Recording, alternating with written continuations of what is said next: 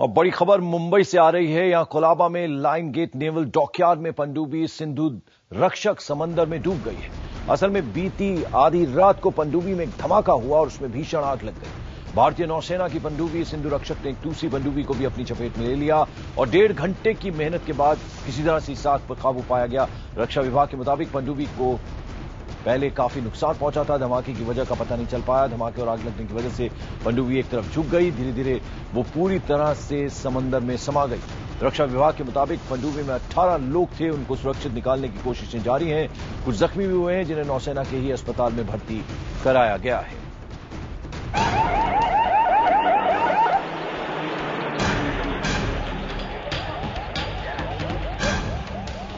भारतीय नौसेना की पनडुब्बी सिंधु रक्षक में लगी आग। तेज धमाकों से दहला पूरा इलाका। दमकल की 18 से 20 गाड़ियों की कड़ी मशक्कत के बाद बुझी आग। मुंबई के कोलाबा में मौजूद लाइन गेट नेवल डॉकयार्ड में तैनात भारतीय नौसेना की पनडुब्बी सिंधु रक्षक में मंगलवार रात करीब 12 बजे आग लग गई। इस हादसे के दौरान नेवल डॉकयार्ड में अफरा तफरी का माहौल पैदा हो गया।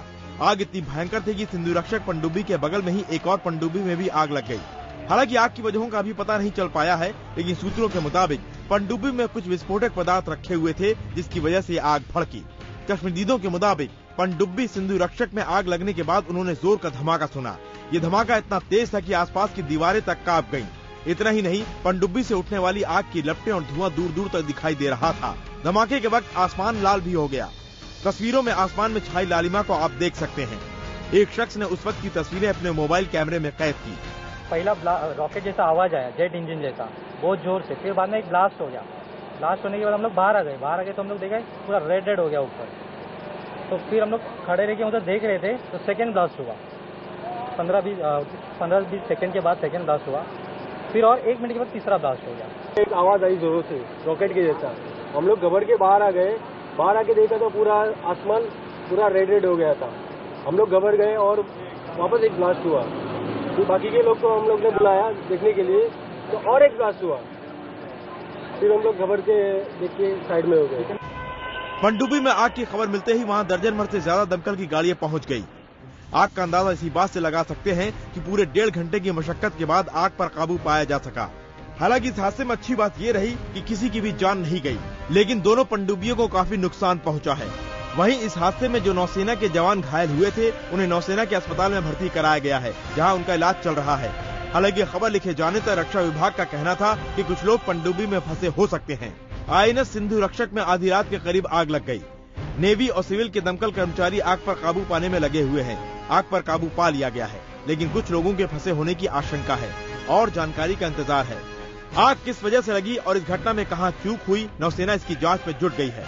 15 अगस्त से ठीक पहले पनडुब्बी में लगी आग की इस घटना ने नौसेना को काफी चौकन्ना कर दिया है, जिसके बाद नौसेना ने बॉम्बे कोस्ट गार्ड को अलर्ट पर रख दिया है। वहीं हादसे के बाद पूरे इलाके को एहतियातन बंद कर दिया गया है। अंकुश जायसवाल, मुंबई, IBN7। आइए सीधे ताजा जानकारी के लिए चलते हैं हमारे संवाददाता अंकुश जायसवाल के पास। अंकुश, इस वक्त क्या ताजा जानकारी, जो जानकारी मिल रही है, डूब गया है सिंधु रक्षक, हार्बर में खड़ा था, कैसे डूब गया, किस कारण से आग लगी, क्या जानकारी मिल पा रही है?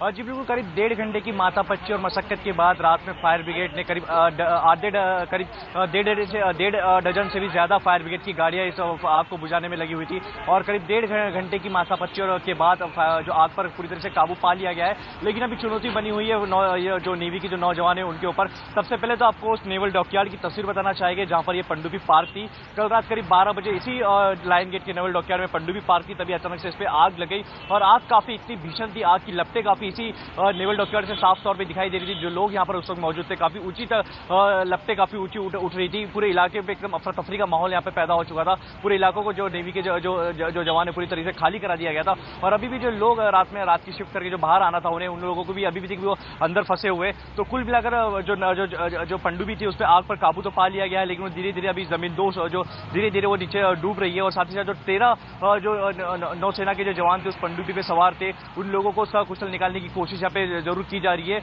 और जो लोग इस पूरे हादसे में जो घायल हुए उन्हें नौसेना के अस्पताल में भर्ती कराया गया है, जहां पर इलाज वहां पर किया जा रहा है। हालांकि आग की वजह क्या थी, किस वजह से उस पर विस्फोट हुआ, इस बात की जानकारी जुटाने में नौसेना ने एक इंक्वायरी बिठा दी गई है कि इस बात की पता लगाई कि आखिरकार क्या वजह थी कि इस पूरा हादसा हुआ। और दूसरी तरफ देखा जाए तो एक बड़ा झटका यहाँ पे जरूर लगा है नौसेना को, क्योंकि एक बहुत बड़ा नुकसान उनका हो गया है। एक पूरी तरीके से पनडुब्बी उनकी पूरी तरीके से तबाह हो चुकी है। 1997 में इस पनडुब्बी को रसिया से खरीदा गया था हिंदुस्तान के लिए, और तब से पनडुब्बी कार्यरत थी भारतीय नौसेना में, और काफी इसे अपग्रेड भी किया गया था। 2010 में अपग्रेड करने के लिए रसिया गई थी और 2012 में फिर वापस से लौटी थी। तो कई सारी उम्मीदें भी थी इस पनडुब्बी में, काफी एक बल एक सपोर्ट था भारतीय नौसेना को, लेकिन अब पूरी तरीके से पनडुब्बी क्षतिग्रस्त हो चुकी है, काफी पूरी तरह से डूब चुकी है।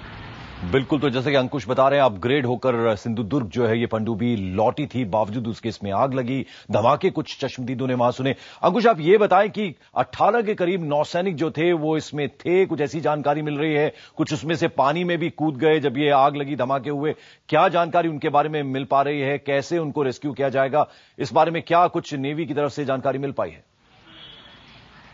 जी बिल्कुल, नेवी की तरफ से एक चुनौती बनी है नौसेना के जवानों के लिए, आखिरकार कैसे वो 18 लोगों को सकुशल बाहर निकाला जाए, क्योंकि पूरी तरीके से क्षतिग्रस्त हो चुकी है पनडुब्बी की। आकार क्या होता है, साइज क्या होता है, हम सब जानते हैं, काफी सिकुड़ी तरीके से होती है पनडुब्बी। एक जो पैसेज होता है वो काफी छोटा होता है। तो कुल और जिस तरीके से आग लगी थी, जिस तरीके से आग भड़की थी, पूरी तरीके से क्षतिग्रस्त हो चुकी है, धीरे धीरे डूब रही है। तो एक चुनौती बनी हुई नौसेना के लिए उसे रेस्क्यू करने के लिए। हालांकि जो 18 लोग पनडुब्बी में फंसे हुए उनके लिए खाने पीने की चीजों की व्यवस्था पनडुब्बी में पहले से ही मौजूद थी, ऑक्सीजन की फैसिलिटी पे मौजूद थी। तो एक राहत नौसेना के लिए उस तरफ से जरूर है कि जो लोग हैं वो काफी दिनों तक सस्टेन रह सकते हैं पनडुब्बी में, लेकिन जितने जल्दी हो सके नौसेना की तरफ से कोशिश होगी उन्हें बाहर निकालने की। बिल्कुल, चलिए आपका शुक्रिया बहुत इस तमाम जानकारी के लिए अंकुश जायसवाल। आइए अब हम आपको सिंधु रक्षक पनडुब्बी की खासियत के बारे में बताते हैं। भारतीय नौसेना के बेड़े में शामिल सिंधु रक्षक पनडुब्बी का एक डीजल इलेक्ट्रिक पनडुब्बी है जो रूस में 1997 में बनकर तैयार हुई और दिसंबर 1997 में ही रूस ने सिंधु रक्षक को भारत को सौंपा था। इस पनडुब्बी का वजन 23,000 टन है और इसकी लंबाई 72.6 मीटर यानी 238 फीट। आपको बता दें कि इसमें चालक दल के 52 सदस्य सवार हो सकते हैं जो 45 दिन तक लगातार इसमें रह सकते हैं। सिंधु रक्षक पानी की सतह पर 19 किलोमीटर की रफ्तार और पानी के अंदर 31 किलोमीटर प्रति घंटा की रफ्तार से चलती। इसकी जमीनी हमले की क्षमता 3M54E1 पोतरोधी और 3M14E है और इसमें यूशुस हाइड्रो एकॉस्टिक प्रणाली के अलावा CSS-MK2 रेडियो संचार प्रणाली लगी हुई है।